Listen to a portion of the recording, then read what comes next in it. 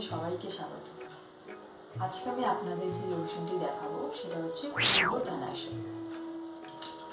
এটিকে অনেকে upward Planck পোজও বলে থাকে।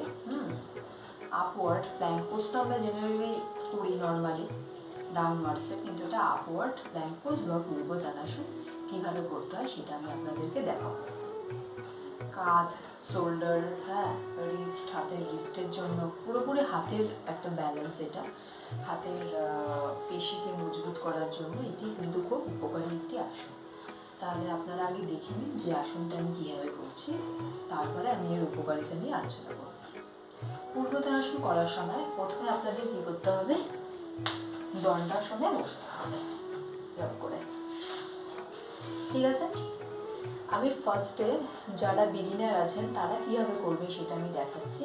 তারপরে যাদের নিয়মিত আসনটি করেন, বর্ণনা আসন যারা করেন তারা কিন্তু এই আসনটি করবেন। প্রথমে যারা বিগিনার তারা কীভাবে করবেন সেটা আমি দেখাচ্ছি, তারপর আস্তে আস্তে এই আসনটি আমি পুরোপুরিভাবে দেখাচ্ছি।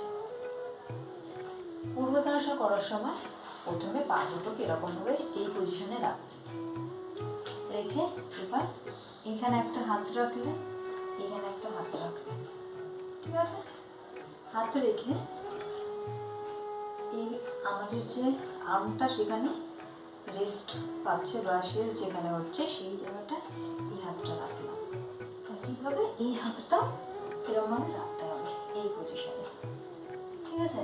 এরকম পজিশনে বা একটু সামনেও আনতে পারে, এই পজিশনে এনে প্রথমে আগে বিগিনাররা এরকমভাবে প্র্যাকটিস করবেন। এই আপ, এই up down, up down 10 Times করবেন এটা। আপ ডাউন, আপ ডাউন, 5 6 7 8 9 10, ঠিক আছে? এবার কি করতে হবে, এবার পা দুটো এরকম সামনের দিকে দিয়ে দিতে হবে, দিয়ে আস্তে আস্তে আস্তে আস্তে আস্তে হিপটা উপরে তুলতে হবে। আমি এরকমভাবে তুলছি এই পজিশনে, এই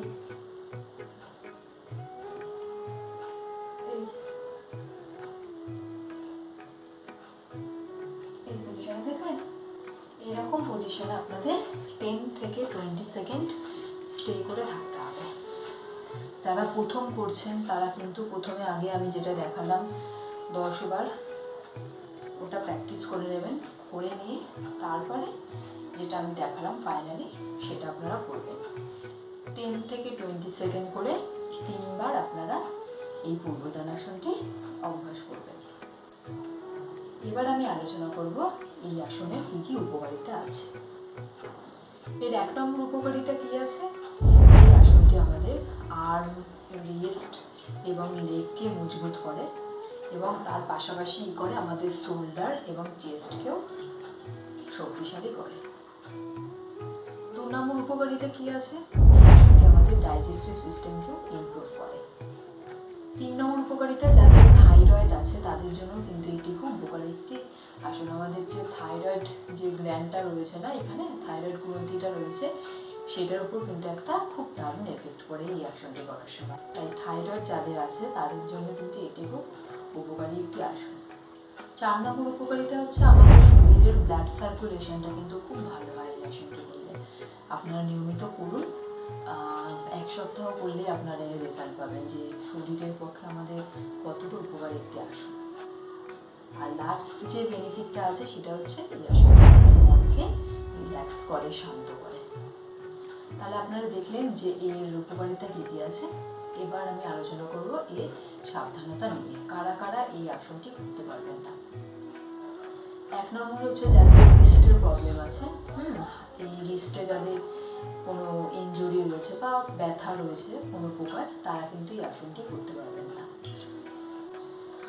আর 2 নম্বর হচ্ছে যাদের শোল্ডারে যাদের পেন আছে তারা কিন্তু এই আসনটি করবে না, কারণ আমাদের শোল্ডারের উপর যেহেতু একটা খুব প্রেশার পড়ে শোল্ডারে, তাই কিন্তু শোল্ডারে যাদের সিভিয়ার পেন আছে তারা কিন্তু এই আসনটি করতে পারবে না। এছাড়া সবাই এই আসনটি করতে পারবে। তো আজকের মতন এতটা পর্যন্তই রইল। ভিডিওটি ভালো লেগে থাকলে অবশ্যই একটা লাইক করবেন, আর আমার ভিডিওটি প্রচুর কিছু শেয়ার করুন, কমেন্ট করুন।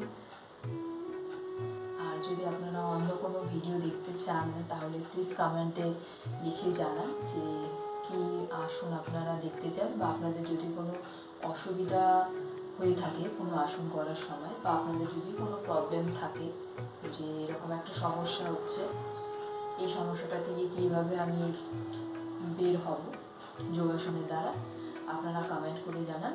আমি অবশ্যই আপনাদের যথাযথ রেসপন্স করব এবং কী করলে আপনারা ভালো থাকবেন তার উত্তর দেওয়ার চেষ্টা করব। তো নমস্কার, ভালো থাকুন, সুস্থ থাকুন।